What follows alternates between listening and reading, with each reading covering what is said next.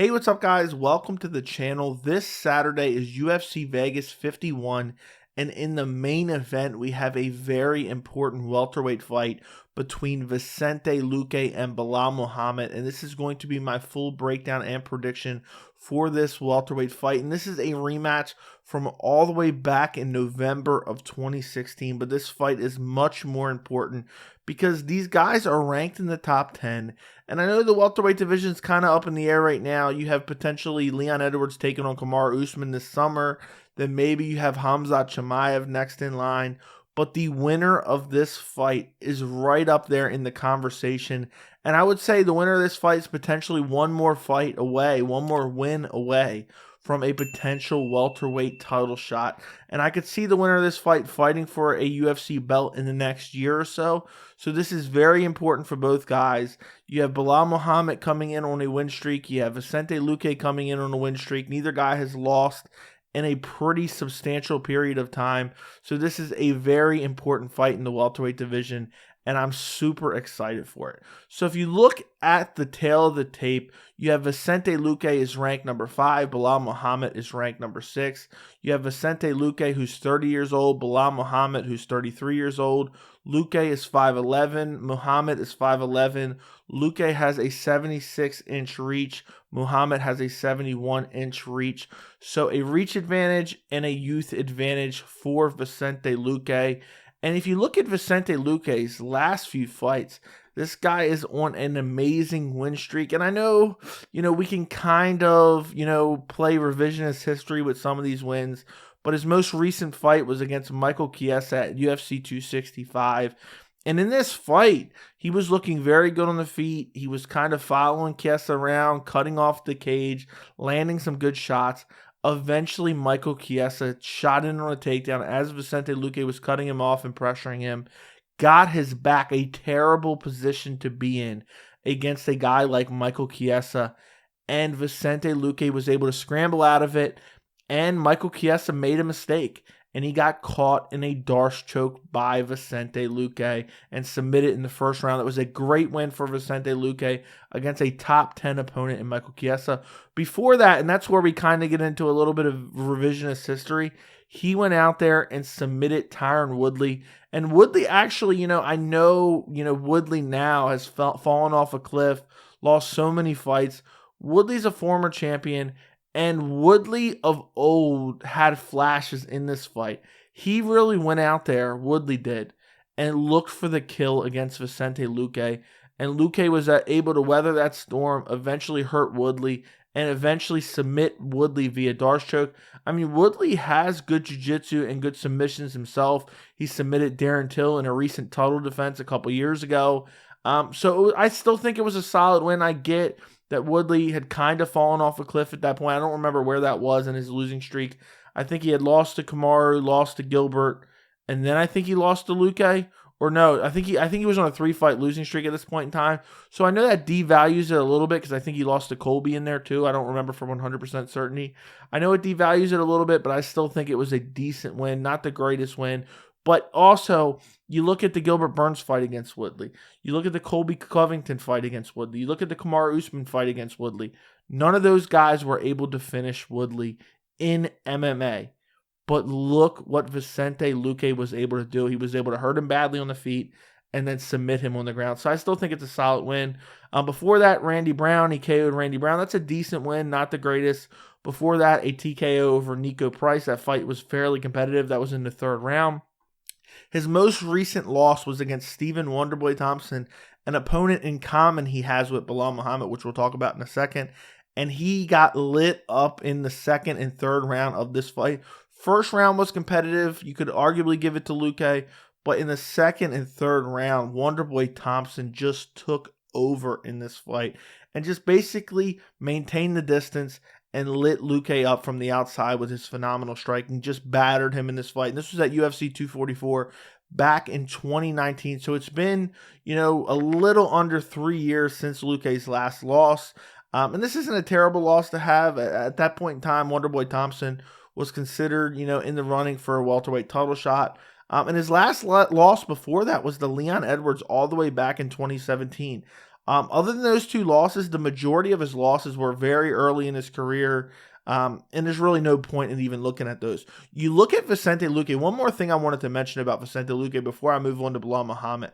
Luque is such an exciting fighter. And I was curious of the breakdowns of his wins.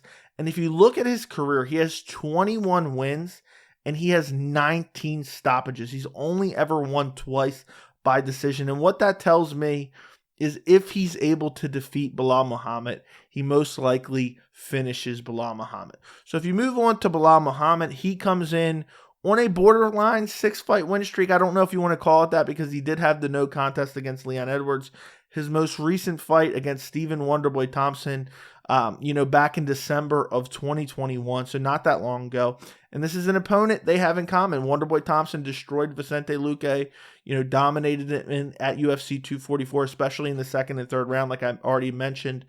And in this fight, going into the fight, I thought Wonderboy was going to light Belal Muhammad up on the feet. I thought he was going to use his footwork to avoid the clinch, avoid the takedown. And I could not have been more wrong with that prediction. Belal Muhammad went out there and put on a very dominant performance against Wonderboy Thompson, getting him against the cage, taking him down, controlling him on the ground and pounding him, and winning the fight over a legit guy in Wonderboy Thompson. I know he's getting up there in age, but still a solid win. It's hard to look good against Wonderboy Thompson. And I think Belal Muhammad had a more impressive win over Wonderboy Thompson than Gilbert Burns did, who recently fought him, I think it was July of last year. Before that, he beat Damian Maia. Damian Maia is ancient at this point in time, and it wasn't all that of an impressive win. He won via decision. Before that, he had that no contest where he got eye-poked by Leon Edwards. But I will say, it was looking like it was making its way towards a TKO stoppage by Leon Edwards. Leon Edwards was lighting him up on the feet. Other than that, not a lot of good competition that he's fought. It's decent competition, but just not the greatest. Diego Lima, Takashi Sato, not the greatest. Curtis Millender, I believe he left and went to Bellator at this point in time. His most recent loss was in January of 2019 against Jeff Neal, where he lost via decision. Not a terrible loss to have. And I have to talk about the original fight between Belal Muhammad and Vicente Luque, even though it was so long ago. It was 6 years ago, and I believe it pretty much has no bearing on this fight. Usually, when you see a rematch, you see a trilogy, it's very important to look at the first or second fight. I think this fight really has no bearing because Belal Muhammad has improved so much. Vicente Luque has improved so much. That was almost 6 years ago. I think these are two totally different fighters. They might as well be two totally different fighters since that original matchup. But first round, Vicente Luque comes out, clips him with a nasty left hook, puts him down, finishes him off with ground and pound. Brutal KO and great win for Vicente Luque. It didn't mean much at the time as neither guy, I believe, was ranked. But still, you have to look at it, just because this is a rematch. Vicente Luque, a one-win streak against Belal Muhammad. Now, Belal Muhammad looking to see if he can get that win back against Vicente Luque. So when I look at this fight, I see it going down two different ways depending on who wins. I either see Belal Muhammad by decision. I see him out-grappling, outworking, pressuring Vicente Luque, taking him down, pushing him against the cage, just wearing him out and potentially winning a decision. Because you look at Belal Muhammad, I mentioned how many finishes Luque has. Belal Muhammad has 20 wins. 15 of those are by decision. So when Belal Muhammad wins fights, he wins them by decision. So I could see him just basically trying to control Vicente Luque on the ground, pressuring him, pushing him against the cage, shooting in on takedowns, making him work, controlling him on the ground, and winning the fight. Or I see Vicente Luque avoiding the takedown, stuffing the takedown, using his footwork to keep the distance from Belal Muhammad, and using that 5-inch reach advantage to light Belal Muhammad up on the feet. Vicente Luque is a super technical striker. He has very good power, and he's just so well-rounded. We've seen the Chiesa fight. He has the submission ability. We've seen him submit Woodley as well. We've seen him have plenty of submissions, throughout his MMA career. And I could also, when I look at fights like this, I look to avenues of victory. And Belal Muhammad, I really only see him winning via decision. I mean, I guess maybe he could get a late round stoppage because Belal Muhammad does appear to have phenomenal cardio. But when I look at Vicente Luque, I could see him winning a decision, but I could also see him, stopping Belal Muhammad, KOing him, TKOing him, or submitting him. I could see Belal shooting in on a sloppy takedown, and the Darce choke that Vicente Luque has is just so quick. The way he snatched up that Darce choke against Michael Chiesa, it just happened so fast. I had to watch it 5 or 6 times just to see it. It was just so quick. Michael Chiesa made a mistake, and he paid for it, and he submitted. And with all that being said, I am going to go, and I toss this back and forth because I think this is a very close fight, and I think it could really go either way, and I'm very intrigued to see how it goes down. But I am going to go Vicente Luque via 3rd round TKO. And I think Belal Muhammad's going to come out and he's going to try to wrestle Vicente Luque. I think he's going to try to push him against the cage. I think he's going to try to take him down and control him. But over the past few years, we have not seen Luque get taken down and controlled. Even in the Chiesa fight, Chiesa had his back. Chiesa is a master on the back.